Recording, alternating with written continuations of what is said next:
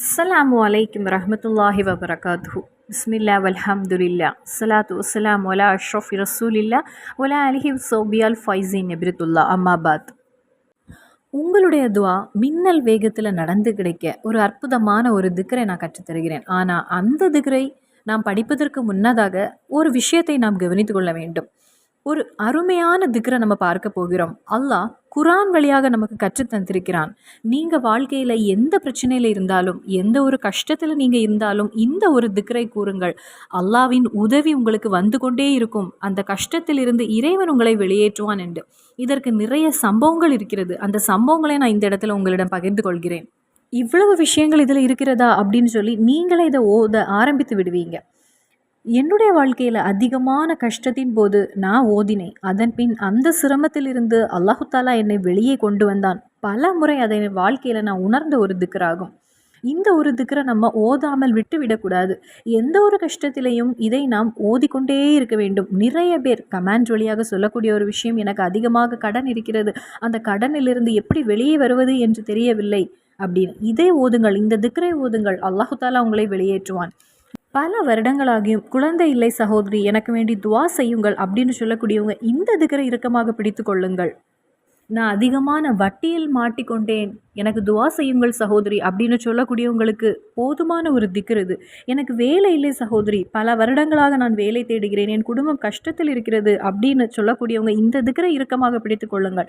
பகைவர்களிடமிருந்து எங்களுக்கு அதிக பிரச்சனை வருகிறது அப்படின்னு சொல்லக்கூடியவங்க, யார் உங்களுக்கு வேதனை தந்து கொண்டிருந்தாலும் இனி நான் என்ன செய்ய போகிறேன் அப்படின்னு தெரியாமல் இருக்கக்கூடியவங்க, எல்லா வாசல்களும் மூடி இருக்கிறது அப்படின்னு இருக்கக்கூடியவங்க இந்த திக்ரை ஓதுங்கள். அல்லாஹு தாலா குரானில் நமக்கு கற்றுத்தந்த திக்ராகும். ரசூல் ஸல்லல்லாஹு அலைஹி வஸல்லம் வழியாக நாம் கற்ற திக்ராகும். இதை எப்போது ஓத வேண்டும், எத்தனை முறை ஓத வேண்டும், என்ன சிறப்பு இருக்கிறதுன்னு பார்ப்போம். நிறைய பேர் துவா செய்ய சொல்கிறீங்க. ஞாபகம் வச்சு ஒவ்வொருடைய துவாவையும் நான் என்னுடைய தொழுகை முடிந்தும் நான் துவா செய்யும் போதும் உங்களுக்கு வேண்டிய அல்லாஹு தாலாவிடத்தில் நான் துவா செய்கிறேன். இறைவன் உங்களுடைய ஒவ்வொரு ஹயரான தேவைகளையும் வல்லமை மிகுந்த இறைவன் பூர்த்தி செய்து தருவான். இன்னும் உங்களுக்கும் உங்கள் குடும்பத்தினருக்கும் இம்மையிலும் நாம் செல்ல இருக்கிற ஆகிரத்திலும் வெற்றியை தருவானாக. ஆமீன்.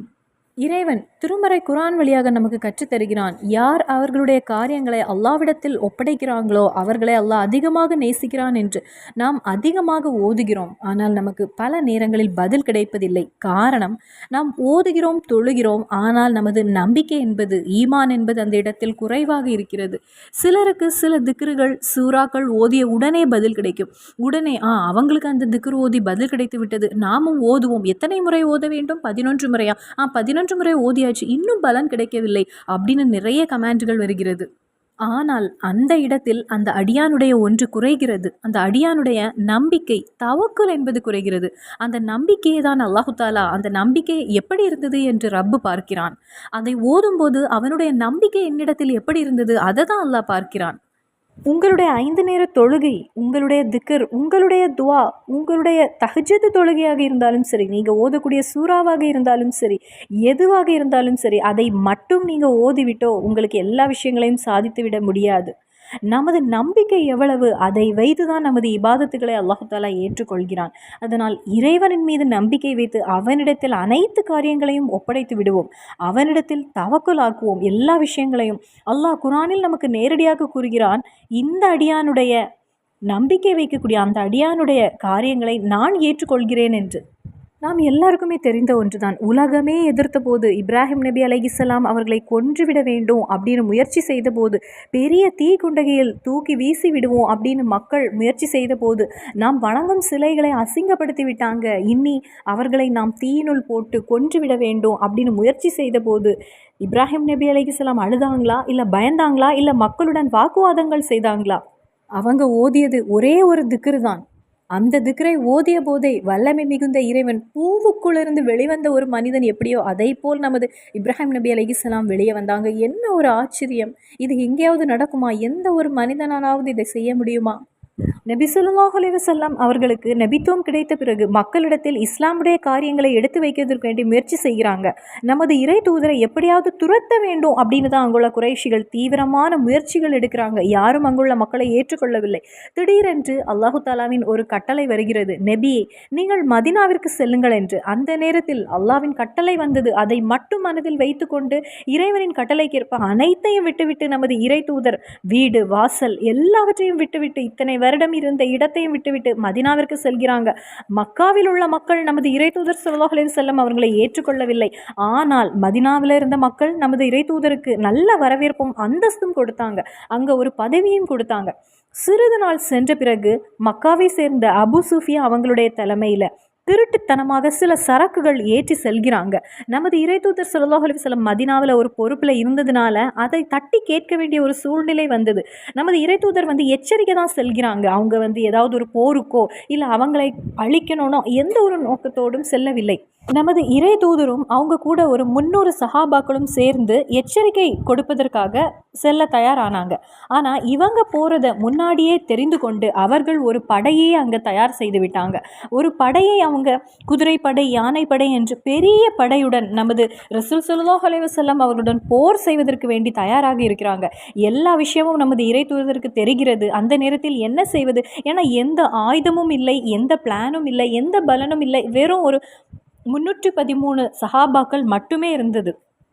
அந்த ஒரு போரிலிருந்து அவர்கள் வைத்த அந்த போரிலிருந்து இறை தூதருக்கு பின்வாங்கவும் முடியாது. அந்த நேரத்தில் நமது ரசூல் ஸல்லல்லாஹு அலைஹி வஸல்லம் கூறியது ஒரே ஒரு திக்ரு தான். இறைவரிடத்தில் தவக்குல் வைத்து ஒரே ஒரு திக்ரை ஓதுனாங்க.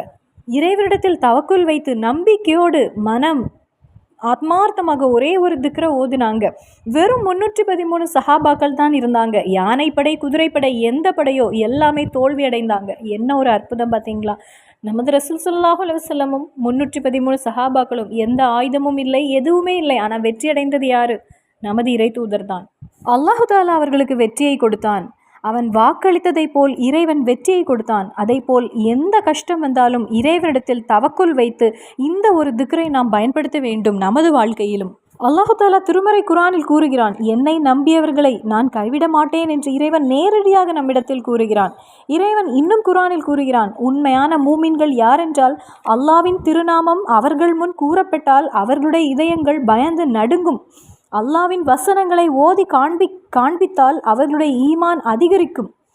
அவர்கள் தங்கள் இறைவனை முற்றிலும் நம்பியிருப்பார்கள் அப்படின்னு குரான் வசனங்கள் ஓதினால் அவர்களுடைய கண்களில் இருந்து கண்ணீர் வரும். இது ஒரு மூமினுடைய அடையாளமாகும். ஒவ்வொரு மூமினும் சிந்தித்து பார்க்க வேண்டும், இந்த அடையாளங்கள் என்னிடத்தில் இருக்கிறதா என்று.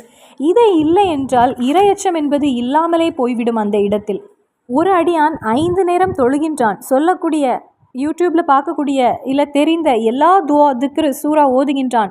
ஆனால் அவனிடத்தில் நம்பிக்கை இல்லை என்றால் அதுவே ஒரு காரணமாகிறது அவனுடைய துவா ஏற்றுக்கொள்ளாமல் இருப்பதற்கு. மூசா நபி அலைஹிஸ்ஸலாம் அவர்களை ஃபிரௌன் துரத்துகின்றான். கடல் முன்னாடி சென்று நிற்கிறாங்க. அல்லாஹு தாலா என்ன செஞ்சான்? 2ஆக கடலை பிளந்து கொடுத்தான். மூசா நபி அலைஹிஸ்ஸலாமும் படையினரும் தப்பித்து விட்டாங்க. உடனே ஃபிரௌன் கூறுகிறான், நான் ஆட்சி செய்கிறேன், இந்த நதி நகரம் எல்லாம் என்னுடையது, நான் சொல்வது தான் இங்கு நடக்கும் என்று. ஃபிரௌன் கடலில் இறங்குகின்றான். அல்லாஹ் கடலிலே மூழ்கடித்தான். எந்த ஆட்சி இருந்தும் எந்த பலம் இருந்தும் என்ன இருந்தும் ஃபிரௌனால் தப்பிக்க முடிந்ததா? மூசா நபி அலைஹிஸ்ஸலாம் தப்பித்தாங்க. ஏனென்றால் கடல் முன்னாடி சென்று நின்னாலும், இப்ராஹிம் நபி அலைஹிஸ்ஸலாம் தீக்குள்ளாடி இருந்தாலும், நபி அவர்கள் போருக்கு தயாரானாலும் இவர்கள் எல்லாரும் ஓதியது ஒரே ஒரு திக்ர் தான். என்ன ஓதுனாங்க? ஹஸ்புன் அல்லாஹு வ நிஅமல் வக்கீல், ஹஸ்புன் அல்லாஹு வ நிஅமல் வக்கீல், இறைவன் போதுமானவன் என்று. என்னுடைய அனைத்து பிரச்சனைகளுக்கும் இறைவன் போதுமானவன் அப்படின்னு அவனிடத்திலேயே என்னுடைய விஷயங்களை நான் தவக்குல் ஆக்குகின்றேன் அப்படின்னு நாம் இருந்தால் நமது எந்த பிரச்சனையும் நமக்கு வெற்றியாக கிடைக்கும். என்ன இருந்தாலும், செல்வம் இருந்தாலும், ஆட்சி இருந்தாலும், குவியலாக பணம் உங்களிடத்தில் இருந்தாலும், அல்லாஹு தாலா அவர்களுடைய அருகில் இல்லை என்றால் அவர்கள் கண்டிப்பாக வாழ்க்கையில் தோல்வி அடைந்து விடுவார்கள். இன்னும் அல்லாஹ் கூறுகிறான், இந்த உலகமே உன்னை எதிர்த்தாலும் நான் உங்கள் பக்கத்தில் இருந்தால் உங்களுக்கு வெற்றிதான் என்று. இவர்கள் எல்லாரும் நம்பிக்கையோடும் இறைவனிடத்தில் தவக்குல் வைத்து இந்த திக்ரை ஓதினாங்க. அவர்களுடைய வாழ்க்கையில் அவங்க வெற்றி பெற்றாங்க. நாம் எந்த ஒரு பெரிய கஷ்டத்தில் இருந்தாலும் நம்பிக்கையோடு பொறுமையோடும் இந்த திக்ரை நாம் ஓத வேண்டும். அல்லாஹ் மீது நாம் நம்பிக்கை வைக்கும்போது, அவனிடத்தில் நாம் அனைத்து காரியங்களை தவக்குல் வைக்கும்போது அவன் நம்மை காப்பாற்றுவான். இனி இது எத்தனை முறை ஓத வேண்டும் அப்படின்னு கேட்டால், நாம் உள்ளத்தோடு ஆத்மார்த்தமாக உணர்ந்து ஒரு முறை ஓதினாலும் போதும். ஆனால் அது உள்ளத்தோடு நம்பிக்கையோடு முழு தவக்கலோடு நாம் ஓத வேண்டும். வீட்டிலிருந்து வெளியே செல்கிறீங்க, ஒரு காரியத்துக்கு வேண்டி இறங்குகிறீங்க, ஒரு முறை கூறுங்கள் இந்த திக்ரை. ஒவ்வொரு முறையும் ஓதும் போதும் முழு நம்பிக்கையோடு முழு மனதோடு ஓதிக்கொள்ளுங்கள். இது நான் மட்டும் இல்லை, பலரும் உணர்ந்த ஒரு திக்ராகும். எந்த கஷ்டத்திலும் கூறுங்கள் ஹஸ்புனல்லாஹு வ நிஅமல் வக்கீல் என்று. இறைவன் அது எவ்வளவு பெரிய கஷ்டமாக இருந்தாலும் சரி, அதிலிருந்து உங்களை காப்பாற்றுவான். இதை ஓதுவதற்கு அல்லாஹு தாலா நமக்கு தௌஃபீக் புரிவானாக. ஆமீன். அஸ்ஸலாமு அலைக்கும் வரஹ்மத்துல்லாஹி வபரகாத்துஹு.